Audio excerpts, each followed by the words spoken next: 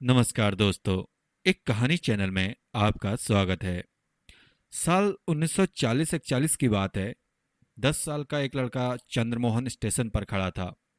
महात्मा गांधी का इंतजार कर रहा था। ट्रेन से गांधी कुछ देर में ही वहां पहुंचने वाले थे।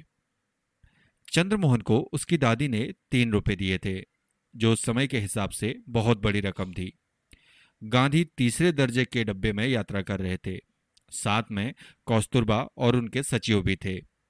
गांधी जी की ट्रेन अपने तय वक्त से 13 घंटे लेट पहुंची। काफी लोग जो गांधी जी के इंतजार में थे वहां से निराश होकर लौट गए, लेकिन चंद्रमोहन वहीं पर था। बापू से मिलने की जिद में ना उसने कुछ खाया, ना ही वह सोया था। जब गांधी जी स्टेशन पर पहुंचे तो स्टेशन मास्टर ने खुद चंद्रमोहन को उनसे मिलवाया, खूब तारीफ की, और गांधी जी इस बात पर मुस्कुराए। बालक से पूछा कि जेब में क्या है। लड़के ने जवाब दिया, 3 रुपये। गांधी ने कहा, इसे दान कर दो।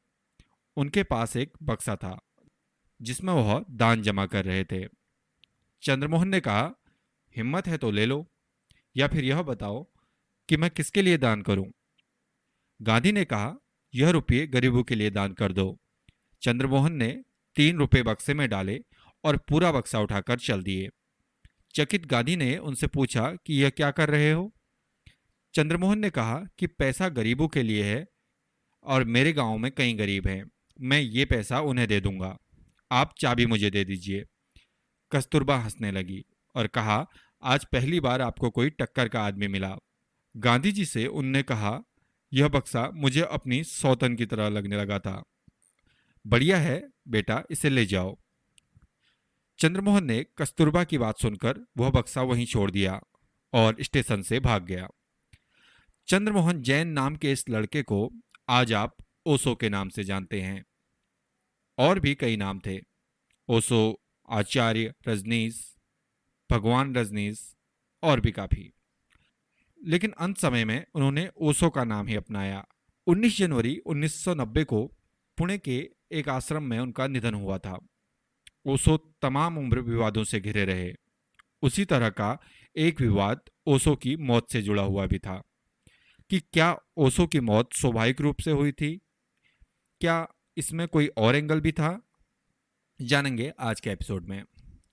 नमस्कार, मैं कमल और आप देख रहे हैं एक कहानी, भारत के ऐतिहासिक किस्सों और कहानियों से जुड़ा हमारा रोजाना का कार्यक्रम। ओशो की कहानी शुरू होती है साल 1931 से। मध्य प्रदेश के कुछ वांडा गांव में पैदा होने वाले ओशो का असली नाम रजनीश चंद्रमोहन जैन था। दर्शन में रुचि थी, सो उसी के प्रोफेसर भी हो गए। 60 के दशक में ओशो ने पब्लिक में बोलना शुरू कर दिया। तर्क देने और बोलने में तेज थे। 1969 में उन्होंने दूसरे वर्ल्ड हिंदू कॉन्फ्रेंस बुलाया और यहां उन्होंने कहा कि ऐसा कोई भी धर्म जो जीवन को व्यर्थ बताता हो वह धर्म नहीं है। पुरी के शंकराचार्य नाराज हो गए। उन्होंने ओशो का भाषण रुकवाने की कोशिश की। इसी बीच ओशो की एक किताब भी मार्केट में आई और आते ही किताब ने हंगामा मचा दिया। और किताब का नाम था संभोग से समाधि। नाम से ही आप समझ गए होंगे कि किताब कितनी कंट्रोवर्शियल थी। इस किताब ने ओशो को इंडिया में फेमस कर दिया।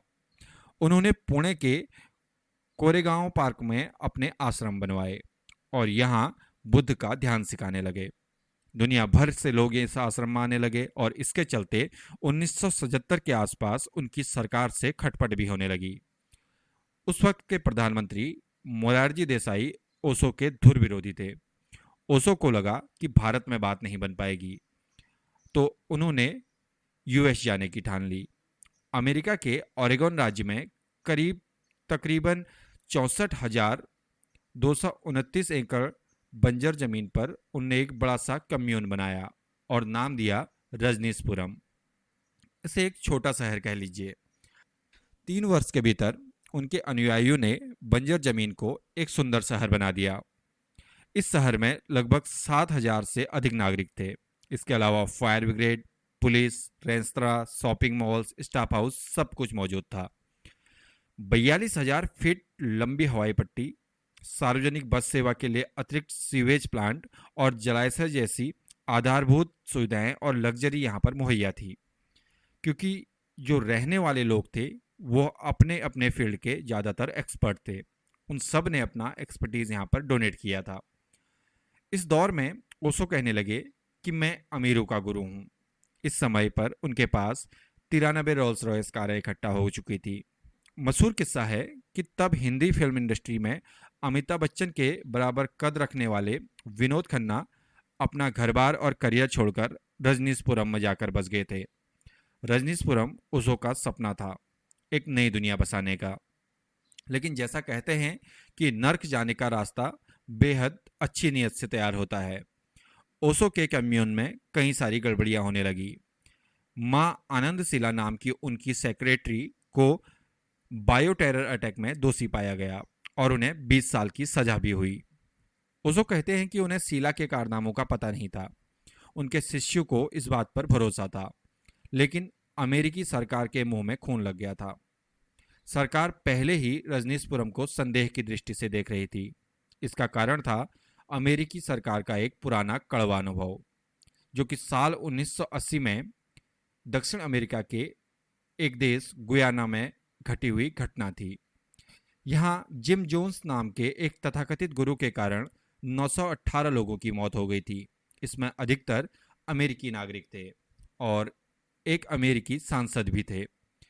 जिम जोन्स ने भी रजनीशपुरम की तरह ही एक शहर बसाया था, जो टाउन, जहां उसने एक नए धर्म की शुरुआत की थी। हालांकि यह धर्म नहीं था, एक कल्ट था। वह कहता कि वह एक नई दुनिया बसाएगा जहां सब बराबर होंगे।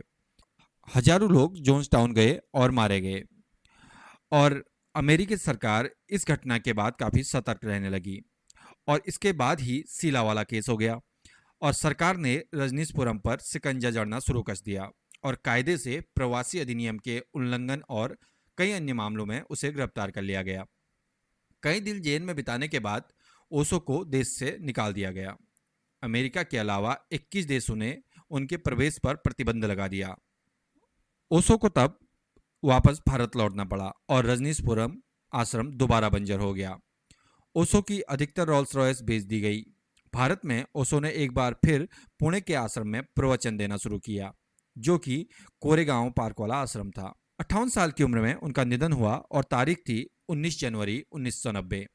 जिस तरह तमाम उम्र ओशो का विवादों से नाता रहा, उनकी मौत भी विवाद का केंद्र बनी रही। ओशो की मौत को लेकर बहुत से कंफ्यूजन हैं और कई सारी थ्योरीज हैं।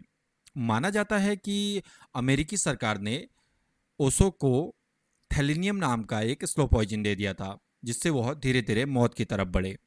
अमेरिका से लौटने के बाद खुद ओशो ने बताया था कि मुझ में जहर के लक्षण हैं, मेरा रेजिस्टेंस कमज़ोर हो गया है। उनने यह भी कहा कि मुझे खुद इस बात पर शक था जब उन्हें अमेरिका में गिरफ्तार किया गया था और बिना कोई वजह बताए उन्हें बेल नहीं दी गई थी।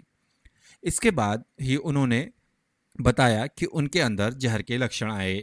उनकी एक दूसरी कॉन्स्पिरेसी थ्योरी थी, जिस पर यह कहा जाता है कि ओशो की हत्या उनकी प्रॉपर्टी के लिए हुई थी।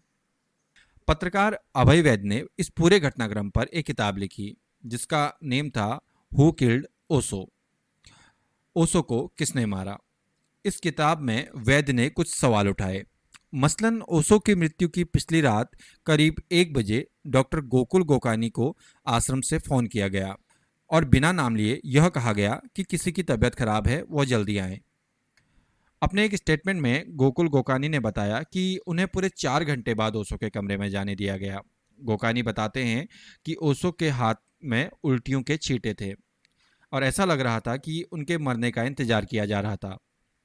वैद्य सवाल उठाते हैं कि उस रोज आश्रम में और भी डॉक्टर मौजूद थे, फिर बाहर से डॉक्टर क्यों बुलाया गया और ओशो को हॉस्पिटल क्यों नहीं ले जाया गया।